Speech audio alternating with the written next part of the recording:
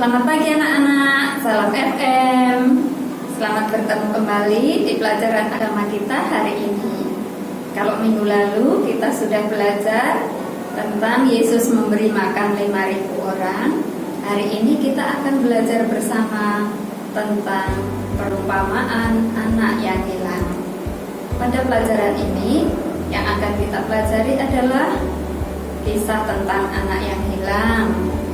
Pentingnya memaafkan teman yang bertobat dan membangun kehidupan bersama.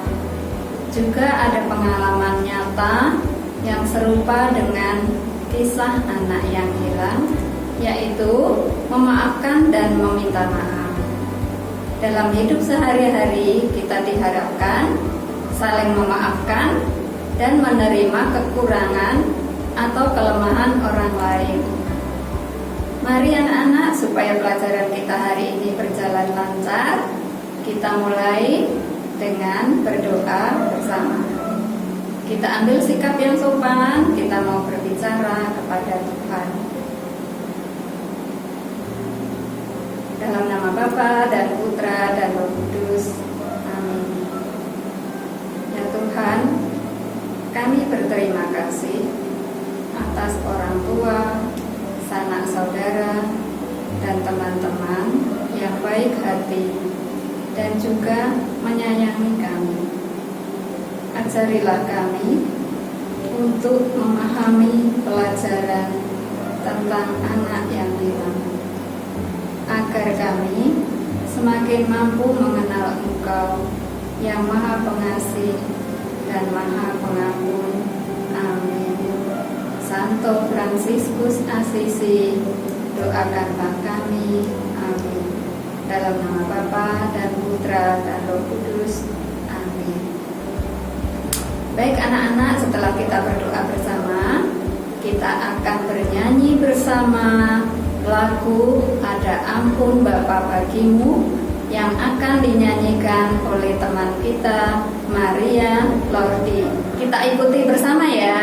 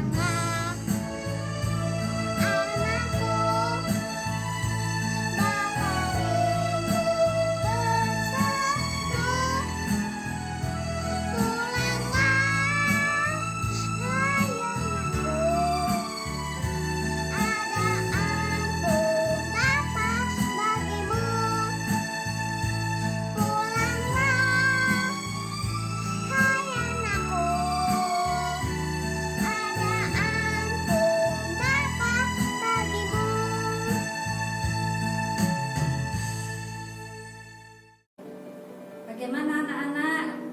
Maria Lordi sudah menyanyikan lagu dengan sangat baik ya.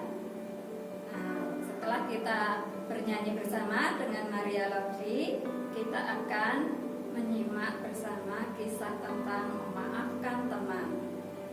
Ada seorang anak bernama Lenny. Pada saat ia bersekolah, ia menangis seorang diri. Mengapa ia menangis?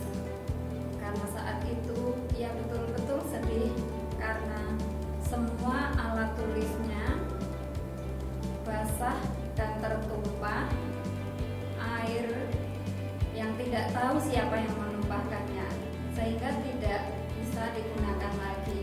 Bahkan semua PR-nya pun tidak bisa dibaca lagi karena sudah basah oleh air jus jeruk yang dibawa oleh temannya. Dan seorang pun tidak ada yang berani mengakui siapa yang menumpahkan air pada alat tulis milik Lenny.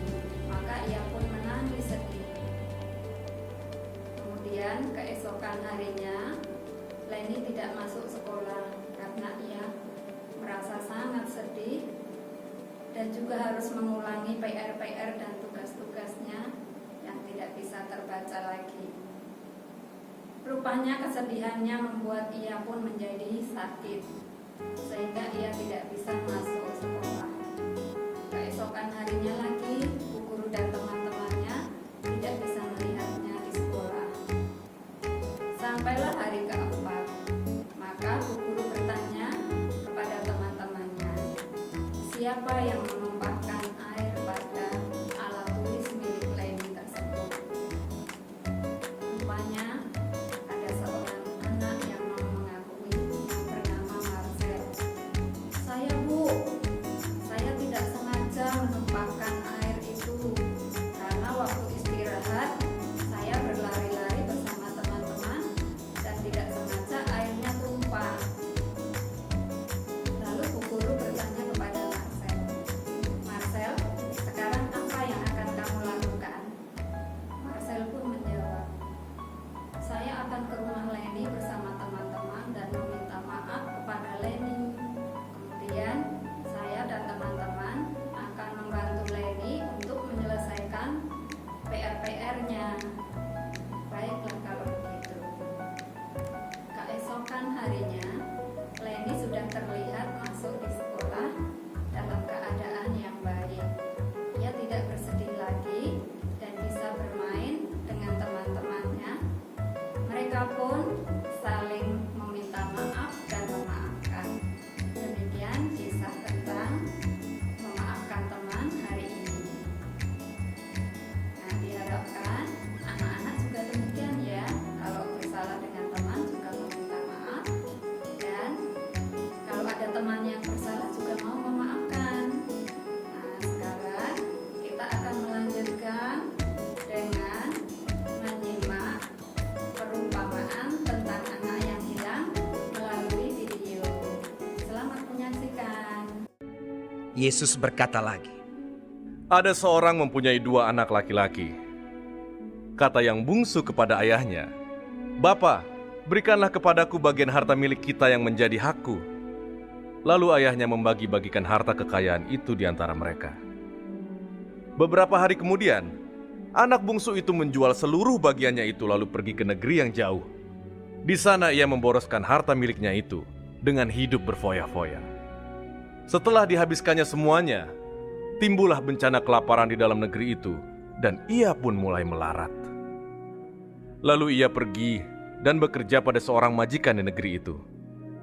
Orang itu menyuruhnya ke ladang untuk menjaga babinya. Lalu ia ingin mengisi perutnya dengan ampas yang menjadi makanan babi itu, tetapi tidak seorang pun yang memberikannya kepadanya. Lalu ia menyadari keadaannya. Katanya, betapa banyaknya orang upahan bapakku yang berlimpah-limpah makanannya, tetapi aku di sini mati kelaparan.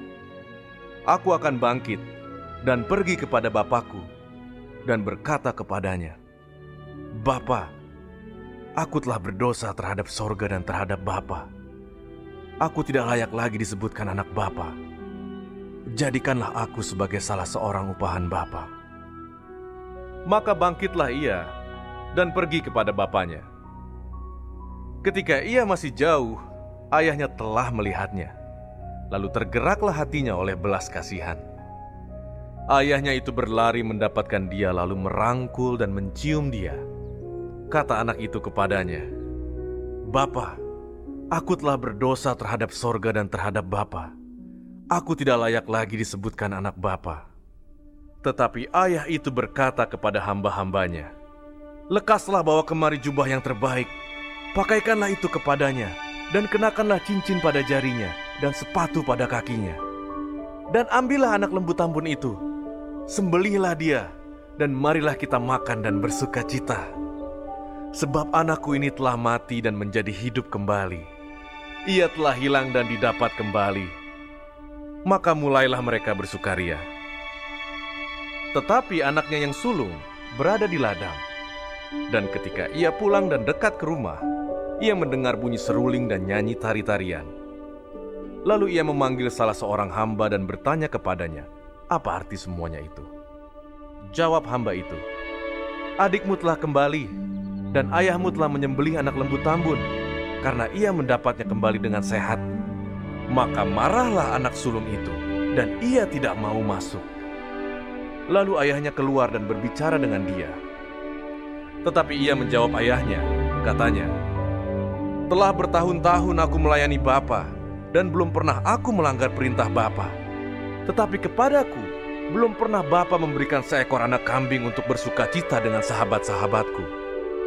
Tetapi baru saja datang anak Bapa yang telah memboroskan harta kekayaan Bapa bersama-sama dengan pelacur-pelacur, maka Bapa menyembelih anak lembu tambun itu untuk dia. Kata ayahnya kepadanya, anakku, engkau selalu bersama-sama dengan aku, dan segala kepunyaanku adalah kepunyaanmu.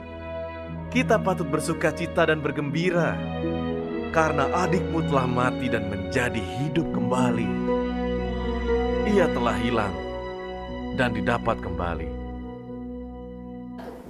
Bagaimana anak-anak setelah menyaksikan kisah tentang anak yang hilang? Nah, kadang-kadang kita pun seperti tokoh-tokoh yang ada di kisah tersebut. Kadang saat menjadi anak baik kita seperti Bapak. Saat menjadi anak yang iri kita seperti si sulung. Dan saat kita nakal, mau minta sesuatu kepada orang tua dan memaksa, itu seperti si bungsu. Ya. Namun di antara semua keluarga, yang bersalah pun harus mau meminta maaf dan mendapatkan maaf juga dari orang tua dan saudara. Nah, dari perumpamaan ini bisa kita simpulkan bahwa kisah anak yang hilang itu bercerita tentang anak yang durhaka, yang bertobat lalu diterima kembali oleh Bapa. Allah Bapa juga menerima siapapun yang bertobat dan ingin kembali kepadanya. Kita juga dapat bertobat dan kembali kepada Allah dengan cara jujur, mengakui kesalahan, meminta maaf, dan memperbaiki diri kita, dan juga memaafkan orang lain yang berbuat salah. Itu merupakan cara kita agar menjadi semakin serupa dengan Allah. Nah, demikian anak-anak pelajaran hari ini. Semoga bisa dimengerti dan bermanfaat bagi kita. Tugas hari ini adalah mempelajari materi hari ini dan berlatihlah untuk menyanyikan lagu Ada Ampun Bapa Bagimu yang sudah dinyanyikan teman kita tadi. Nah, baik. Setelah kita bersama-sama belajar bersama hari ini, terima kasih anak-anak atas partisipasinya dan keaktifannya. Mari sebelum kita akhiri, kita tutup dengan doa. Kita kembali ambil sikap yang baik dan sopan ya. Dalam nama Bapa dan Putra dan Roh Kudus. Amin. Ya Tuhan, kami sangat berbahagia karena telah melihat sosok Bapa yang baik dalam pelajaran ini. Berikan kepada kami kekuatan agar kami juga dapat memberi maaf dan menerima kembali siapapun yang pernah bersalah kepada kami. Bantulah kami juga agar bersedia meminta maaf setiap kami melakukan kesalahan. Amin. Santo Fransiskus Assisi, doakanlah kami. Amin. Dalam nama Bapa dan Putra dan Roh Kudus. Amin. Sampai jumpa anak-anak. Selamat bertemu kembali di pelajaran berikutnya. Jangan lupa tetap jaga kesehatan.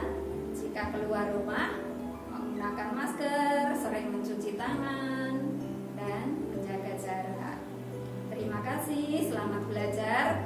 Tuhan memberkati. Sampai jumpa.